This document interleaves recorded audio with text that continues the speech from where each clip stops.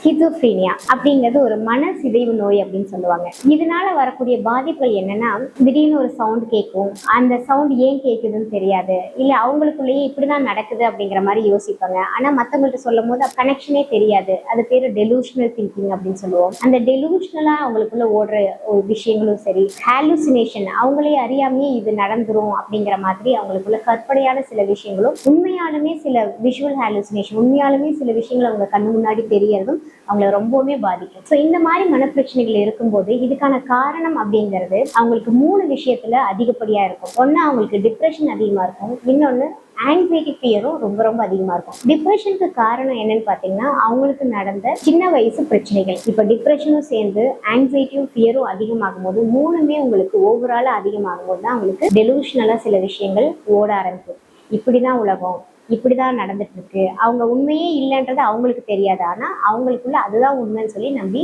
அதுக்குள்ள யோசிக்க ஆரம்பிச்சிருவாங்க. இதெல்லாமே ஃபியர் அதிகமாகும் போது அந்த ஃபியர்ல இருந்து தப்பிக்கிறதுக்காக மூளையே உருவாக்குற ஒரு பேட்டர்ன். அப்போ அவங்களுக்கு நார்மல் லைஃப்பை லீட் பண்றது ரொம்ப ரொம்ப கஷ்டமா இருக்கும். ரியாலிட்டிலேயே இருக்க மாட்டாங்க சில நேரம். இப்போ இந்த ஸ்கிசோஃப்ரீனியா போல சிம்டம்ஸ் உங்களுக்கு இருந்துச்சுன்னா கான்ஷியஸ் தெரப்பியில எந்தவித மருந்து மாத்திரை இல்லாம உளவியல் சிகிச்சை அடிப்படையிலேயே முழுமையான தீர்வை கொடுக்க முடியும். உங்களுக்கு அது சார்ந்த எந்த கேள்விக்கும் நீங்க எங்களை அணுகலாம்.